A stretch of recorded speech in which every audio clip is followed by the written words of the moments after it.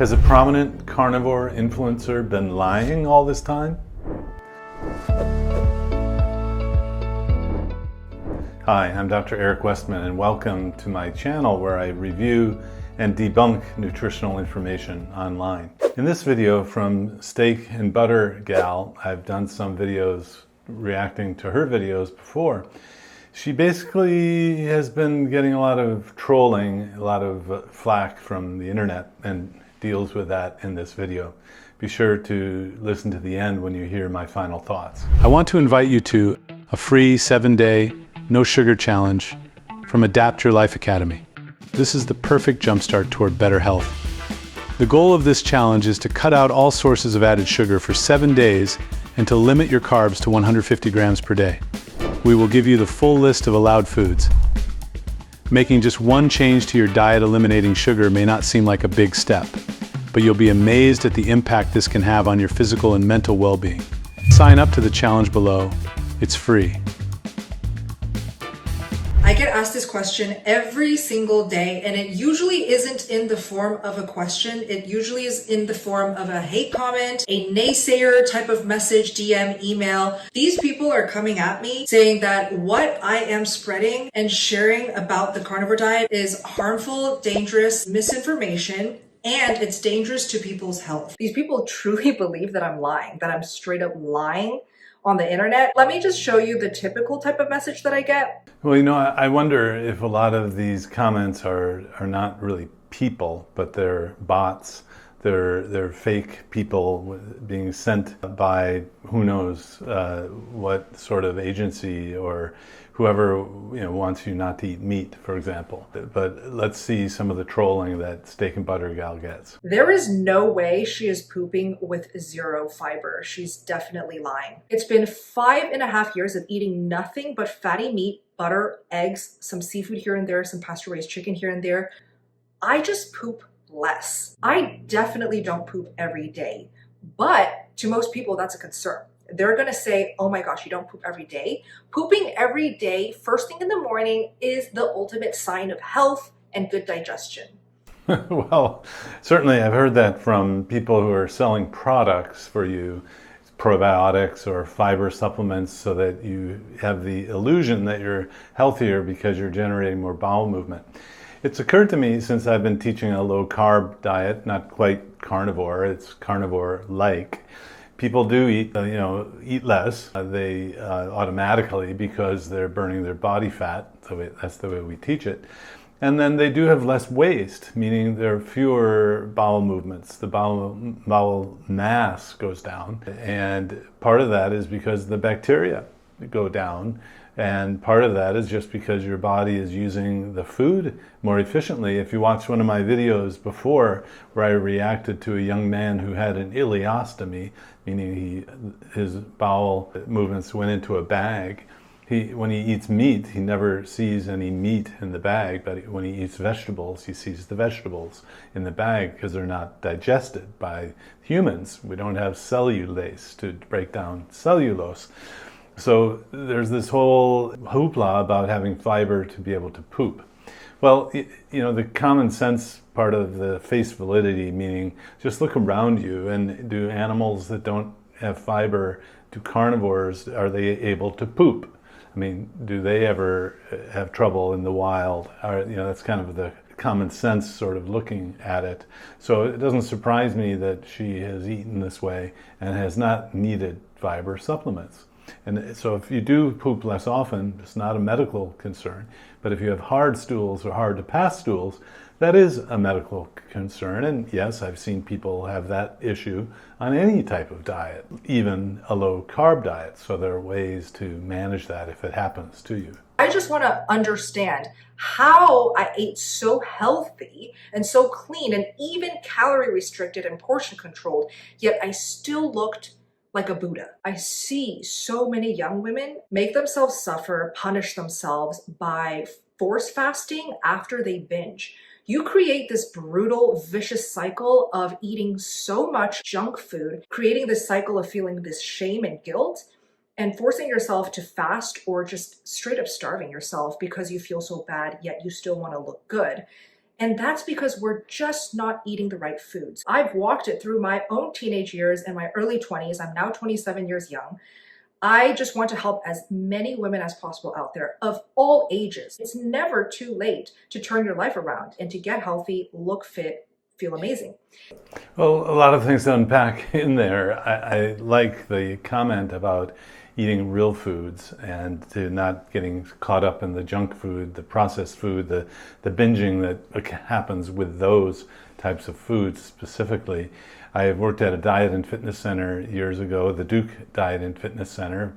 People would come from all over the world to Durham, North Carolina to be at this fitness center, and a binge for someone who would come to this kind of program was not just one large pizzas. A binge was 2 large pizzas at one sitting.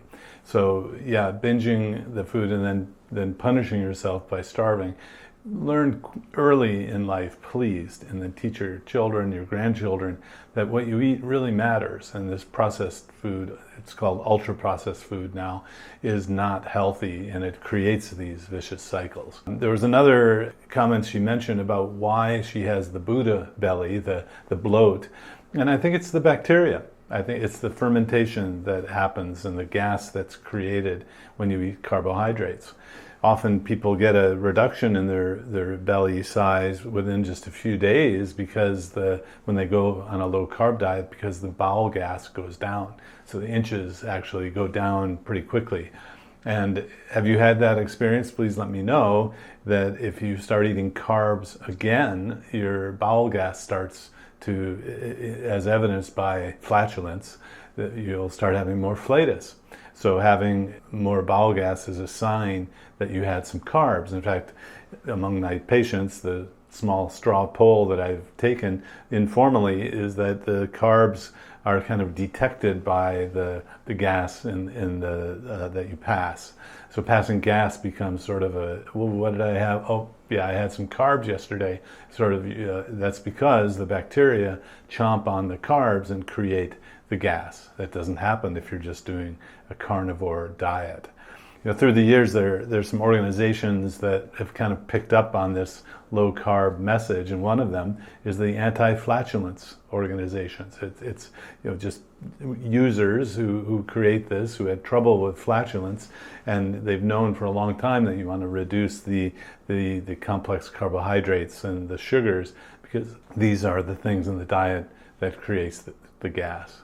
And no, you don't need to add fiber to have proper bowel movements. But especially for my young women who are struggling with their weight, their self-esteem, their looks, their skin, their body image, the best and first place you should start is think about what you're eating right now. So acne, I've seen that go away just like that picture. She's not lying.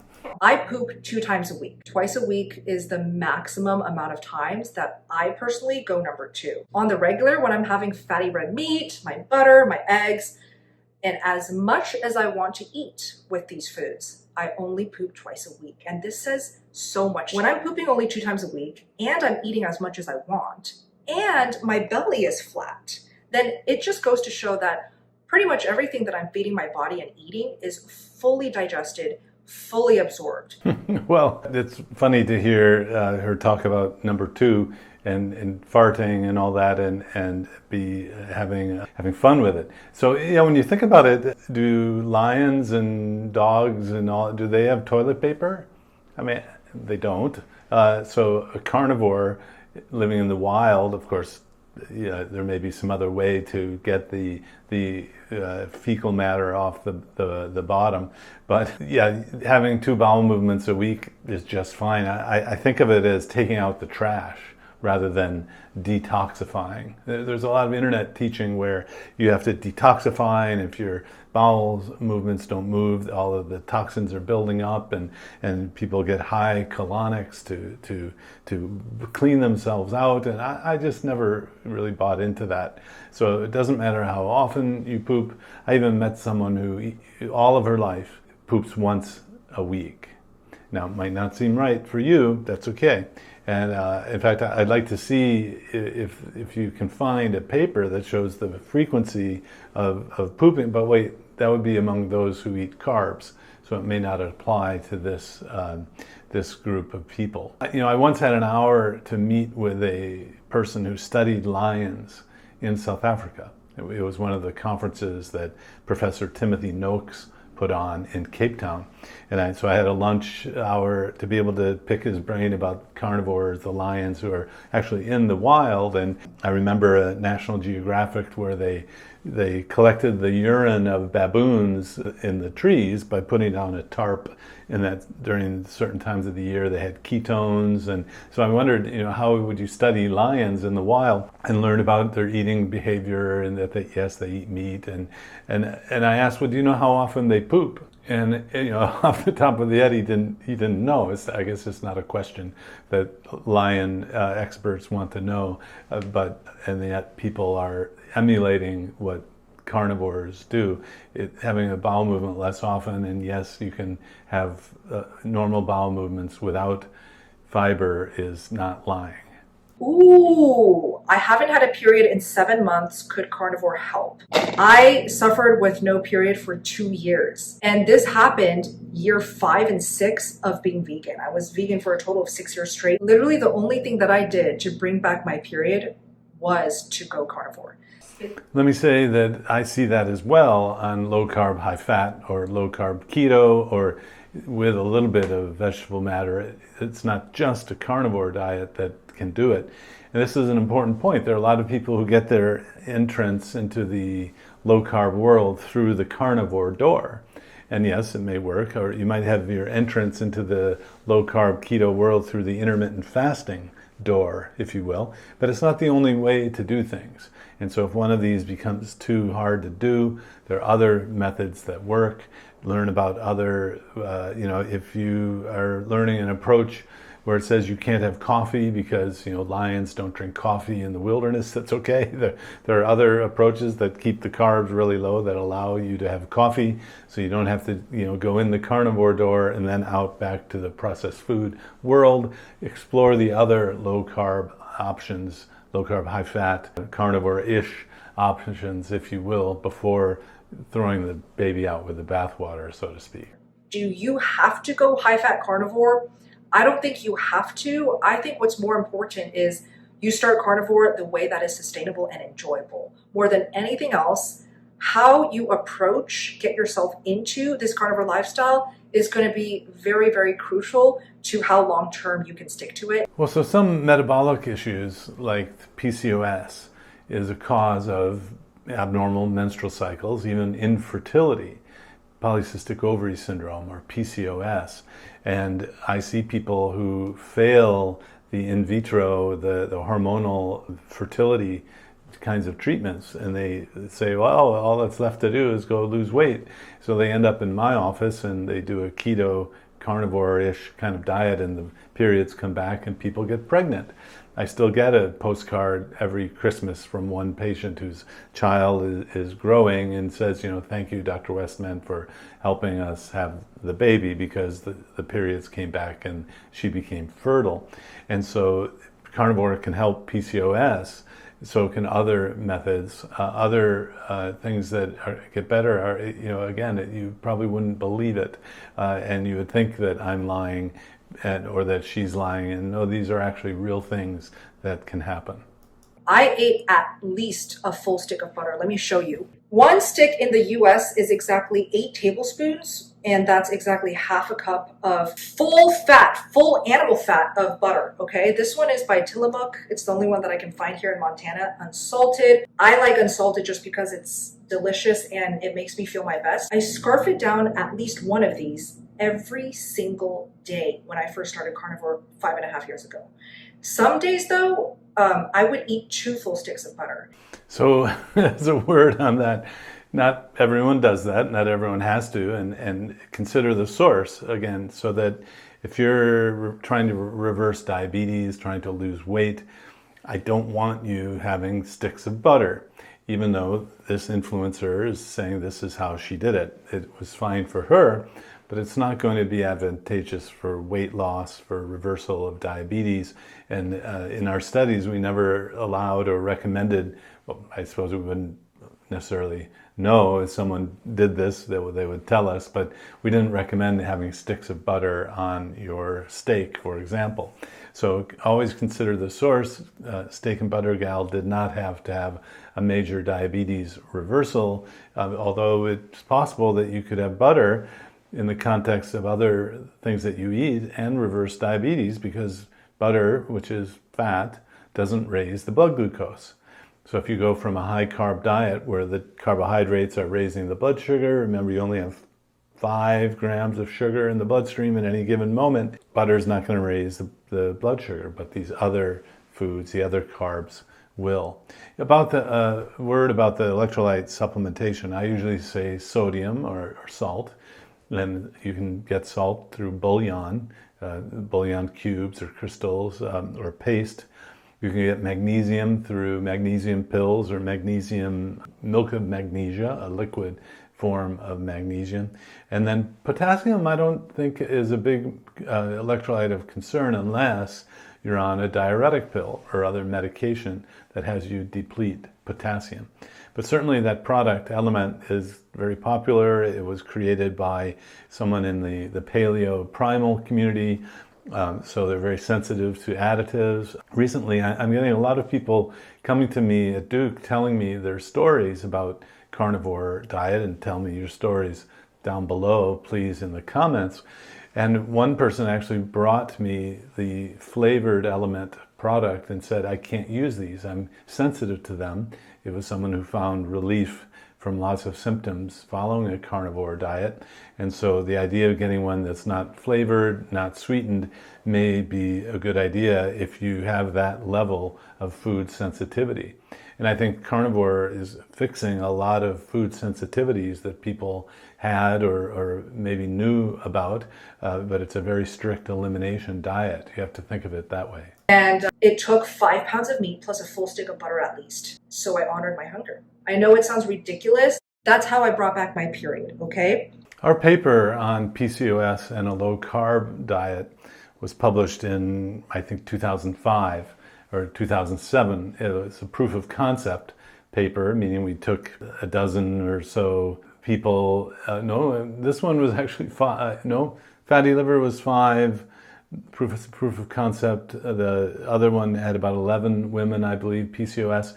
The reason I just printed these out in the office for someone who had these issues. And so the PCOS resolution happens pretty fast, and it can be changing the hormonal milieu, meaning the ability of the female body to ovulate and have menstrual cycles. And so I can verify that that's not a lie. So I guess the upshot is Steak and Butter Gal is not lying about the carnivore diet, although getting lots of troll activity and saying she must be lying. But I can vouch for the fact that this kind of effect can happen. Of course, without scientific papers or lots and lots of people in cohort studies, we don't know the percentage of folks will have this result, although it's pretty reliable.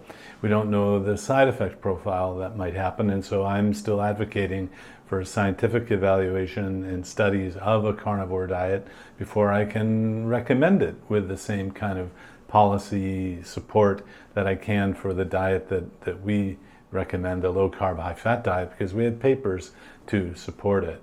There's a book called The PCOS Plan, written by Dr. Padaguna and Jason Fung, that talks about PCOS and why carbohydrates and insulin are involved there, if you need something to read in more detail about PCOS itself. The acne resolution that she had, it's kind of off the radar of clinical dermatologists, and yet the dermatologists who write books about acne say avoid sugar. And in fact, populations where there's no sugar have no acne. And actually in adolescence, there's no teenage acne in populations that don't have sugar, which is fascinating. I learned that from a doctor at Duke who came up to me after a grand rounds. Part of what he did in his career was to travel to areas to help underserved populations, and one group he traveled to had no acne because they had no sugar in the diet. So no, she's not lying about carnivore. Do you have to do a carnivore diet? No. If you're tired of carnivore, there are other options that you can do. I hope that's helpful. If you like, please like, ring the notification bell, and subscribe so you don't miss out on further content. I'm putting out new videos every Wednesday and Friday.